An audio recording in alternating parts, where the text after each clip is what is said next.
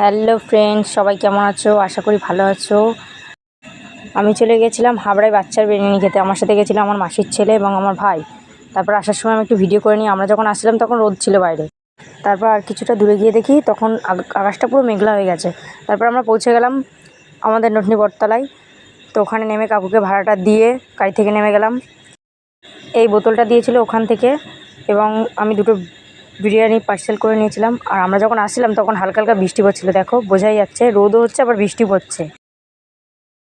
তাই আমরা তাড়াতাড়ি করে চলে গেলাম একটা দোকানের নিচে। ওখানে গিয়ে দাঁড়ালাম, বৃষ্টি খুব জোরে পড়ছিল তোর জন্য। আর বৃষ্টি দেখে আমার খুব ভিজতে ইচ্ছা করছিল, ওর জন্য ভাইকে বললাম একটু ভিডিও করে।